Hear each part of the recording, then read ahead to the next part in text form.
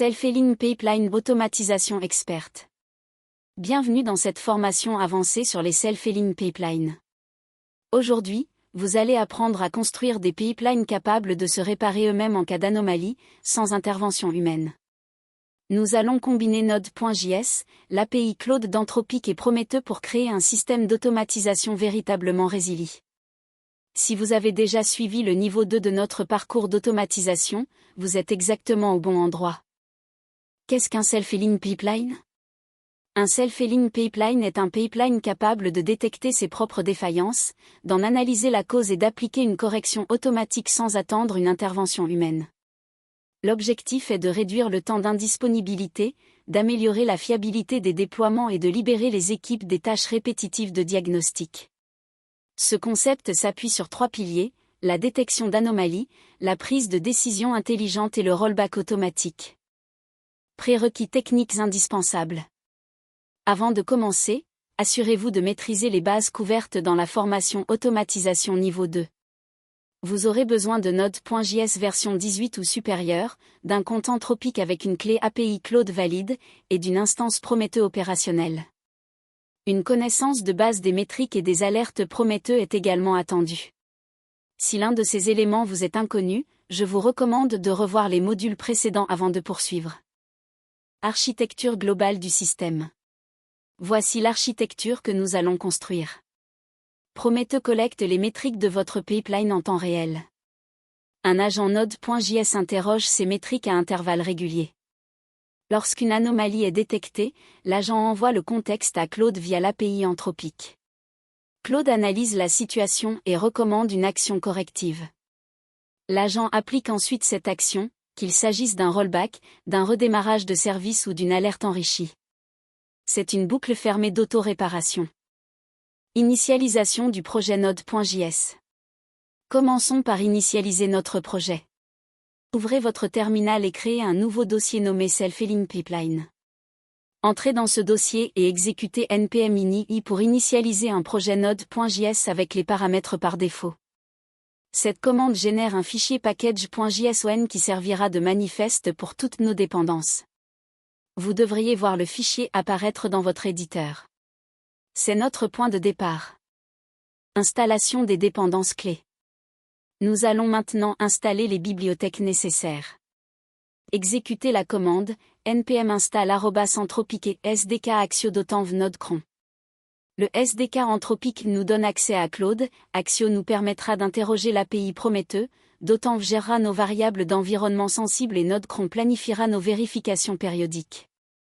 Attendez la fin de l'installation et vérifiez que le dossier Node-bas module est bien créé. Configuration des variables d'environnement. Créez un fichier .env à la racine de votre projet. Vous y définirez 4 variables, Anthropic-bas API-ky avec votre clé secrète Anthropic, Prometheus-url avec l'adresse de votre instance Prometheus, par exemple http://localhost 9090, pipeline-nam qui identifie votre pipeline, et rollback-bas comment qui représente la commande shell de rollback à exécuter. N'oubliez jamais d'ajouter .env à votre fichier .jtignore pour protéger vos secrets. Structure des fichiers du projet. Créons maintenant l'arborescence de notre projet. Nous aurons un fichier index.js comme point d'entrée principal, un dossier src contenant 3 modules, Prometheus.js pour la collecte de métriques, Claude.js pour l'interaction avec l'IA et eale.js pour la logique de réparation. Nous aurons également un fichier config.js pour centraliser nos paramètres et un dossier log pour stocker l'historique des actions correctives. Cette organisation favorise la maintenabilité. Module Prometheus, connexion et requête. Ouvrez le fichier src prometheus.js. Nous allons y créer une fonction fetchMetric qui accepte une requête PromQL en paramètres. Elle utilise Axio pour appeler land.api v1 query de Prometheus avec cette requête. La réponse est parsée pour extraire la valeur numérique et le timestamp. Ajoutez également une gestion d'erreur explicite. Si Prometheus est injoignable, nous loguons l'erreur et retournons nul plutôt que de faire planter l'agent. Définition des requêtes PromQL de surveillance. Dans config.js, définissons les métriques à surveiller. Nous allons monitorer 3 indicateurs critiques, le taux d'erreur HTTP avec la requête RAT, HTTP-request-total, status égal 5. 5 mètres, la latence P95 avec histogramme-quantil, 0.95, RAT, HTTP-request-duration-second-buquet 5 mètres, et l'utilisation mémoire avec process-resident-memory-byte. Chaque métrique dispose d'un seuil d'alerte que vous pouvez ajuster selon votre contexte applicatif. Fonction de détection d'anomalies. Toujours dans SRC Prometheus.js, créons la fonction Detect Anomaly. Elle appelle fetch métrique pour chacune des métriques définies dans config.js et compare les valeurs retournées au seuil configuré. Si une valeur dépasse son seuil, la fonction crée un objet anomalie contenant le nom de la métrique, la valeur observée, le seuil configuré et la sévérité estimée. Elle retourne un tableau de toutes les anomalies détectées, vide si tout va bien. Module Claude, construction du prompt. Ouvrez src claude.js et importez le SDK Anthropic. Créons la fonction build diagnostic prompt qui reçoit en paramètre le tableau d'anomalies détectées. Elle construit un prompt structuré en 3 parties, un contexte décrivant votre pipeline, la liste formatée des anomalies avec leurs valeurs et seuils, et enfin une demande explicite à Claude de fournir un diagnostic et une action corrective précise parmi rollback, restart ou alerte. Un prompt structuré améliore considérablement la qualité des réponses. Appel à l'API Claude pour le diagnostic. Créons maintenant la fonction analyse anomalie dans Claude.js. Elle initialise le client Anthropic avec la clé API depuis les variables d'environnement, puis appelle client.message.create avec le modèle Claude Opus 4-5, un max-token de 5 cents et le prompt construit précédemment. La réponse de Claude est parsée pour en extraire l'action recommandée et la justification. Nous ajoutons un bloc try-catch pour gérer les erreurs réseau ou les limites de taux de l'API. Structuration de la réponse de Claude. Pour rendre la réponse de Claude exploitable programmatiquement, nous allons demander dans notre prompt une réponse en JSON avec 3 champs, action qui peut valoir rollback, restart ou alerte, reason qui explique le diagnostic en une phrase, et confidence qui est un score entre 0 et 1. Dans Claude.js, après avoir reçu la réponse texte, utilisez json.parse pour la convertir en objet JavaScript. Gérez le cas où Claude retourne un JSON mal formé avec un fallback sur l'action alerte. Module et allée, logique de réparation. Créons le cœur du système dans src et allée.js. Ce module expose une fonction applyFix qui reçoit la décision de Claude et exécute l'action correspondante. Pour l'action rollback, nous appelons une fonction exécuter rollback. Pour restart, nous appelons restart service. Pour alerte, nous appelons send-enrich d'alerte. Chaque action est précédée d'un log horodaté et suivie d'un log de confirmation ou d'erreur.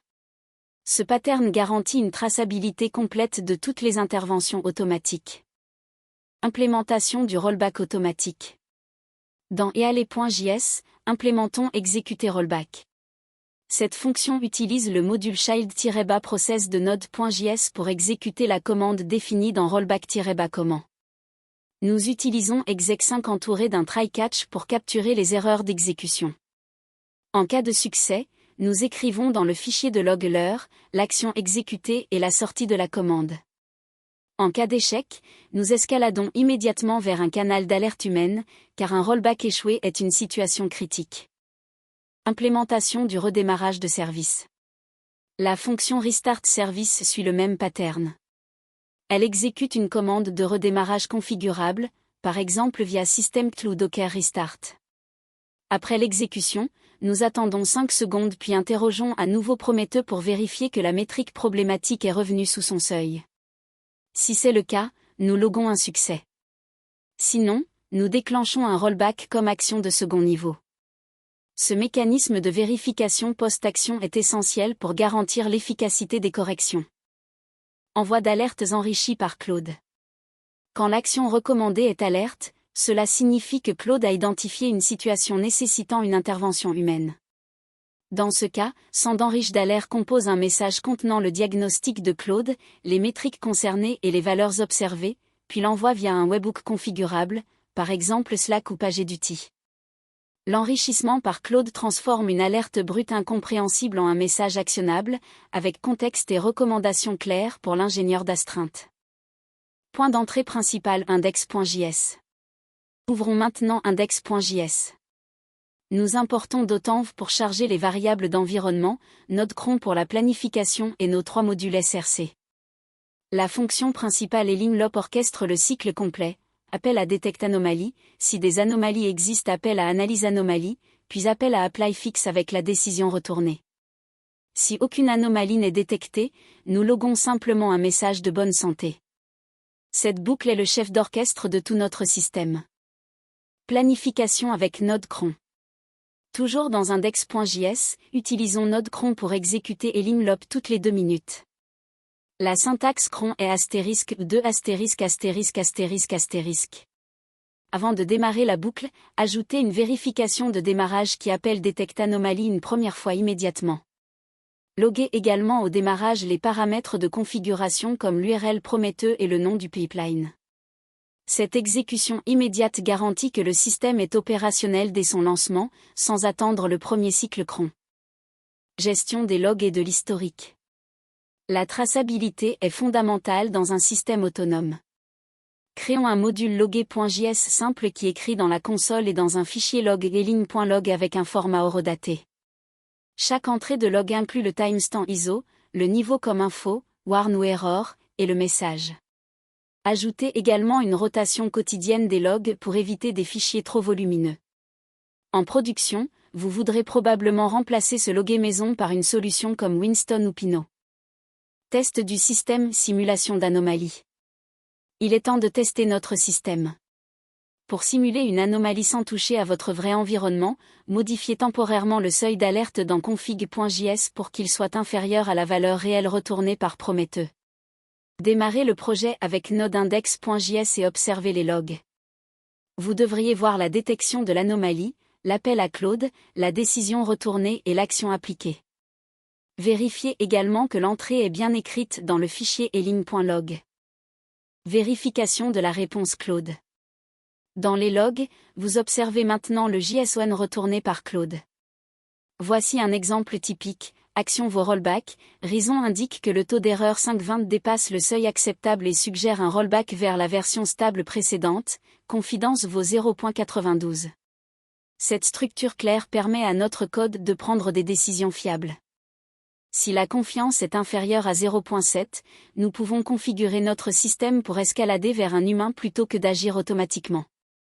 Ajout d'un seuil de confiance minimal. Ajoutons une sécurité importante dans eale.js.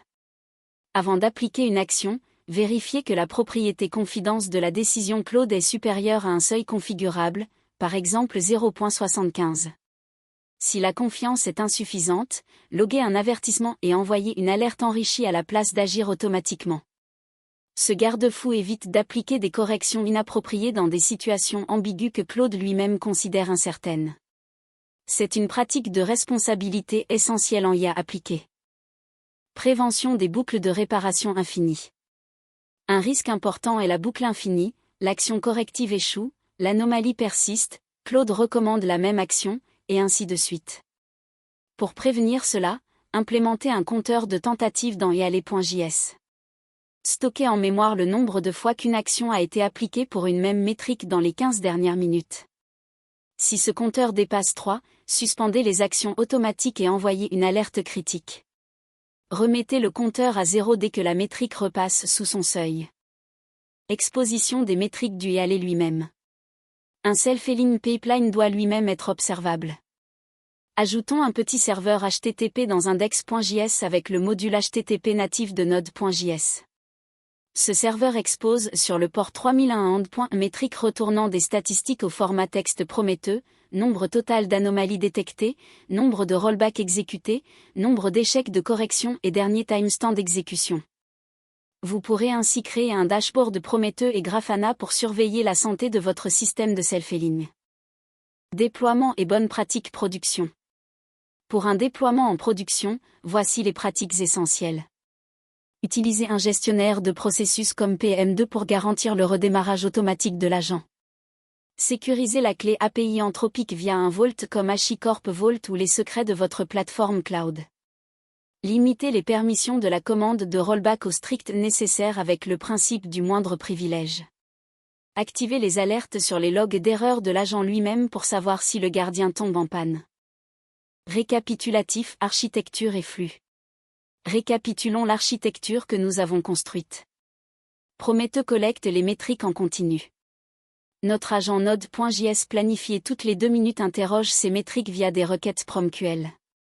En cas d'anomalie, le contexte est transmis à Claude qui analyse la situation et retourne une décision JSON structurée avec une action, une justification et un score de confiance. Le module EALE applique l'action si la confiance est suffisante et que les tentatives ne sont pas épuisées. Tout est logué et le EALE est lui-même observable. Récapitulatif, compétences acquises. Au cours de cette formation, vous avez acquis 4 compétences avancées. Premièrement, la détection d'anomalies via des requêtes PromQL sur des métriques critiques. Deuxièmement, l'intégration de Claude comme moteur de décision intelligent pour le diagnostic. Troisièmement, l'implémentation d'un rollback automatique avec vérification post-action. Quatrièmement, la protection contre les boucles infinies avec un compteur de tentatives et un seuil de confiance. Ces techniques sont directement applicables à n'importe quel pipeline de production. Point de vigilance et limites. Soyons honnêtes sur les limites de ce système. Claude est un modèle de langage et peut se tromper, d'où l'importance du seuil de confiance et du compteur de tentatives. Les coûts d'API anthropiques peuvent s'accumuler en cas d'anomalie persistante, pensez à monitorer vos consommations. Enfin, ce système ne remplace pas une bonne architecture résiliente de base. Il complète et accélère la réponse aux incidents, mais ne compensera pas une architecture fondamentalement fragile. Utilisez-le en complément d'une stratégie de résilience globale. Prochaines étapes et ressources. Pour aller plus loin, je vous recommande plusieurs pistes. Explorez les alertes managées Webhooks de Prometheus pour déclencher votre agent sur des alertes plutôt que par polling. Expérimentez avec plusieurs modèles Claude selon la criticité des actions. Ajoutez une interface de validation humaine pour les rollbacks en production via un bouton d'approbation Slack. Le code complet de cette formation est disponible dans le dépôt GitHub lié à cette vidéo. N'hésitez pas à l'adapter à votre contexte et à partager vos améliorations avec la communauté. Conclusion et call to action. Félicitations, vous maîtrisez maintenant les bases des self-healing pipelines avec Node.js, Claude et Prometheus. Vous avez transformé un pipeline passif en un système actif capable d'autodiagnostic et d'auto-réparation. Si cette formation vous a été utile, laissez un commentaire avec votre retour d'expérience ou vos questions. Likez la vidéo et abonnez-vous pour ne pas manquer la prochaine formation de niveau expert sur l'orchestration multi-agent. À très bientôt pour continuer à construire des systèmes toujours plus résilients.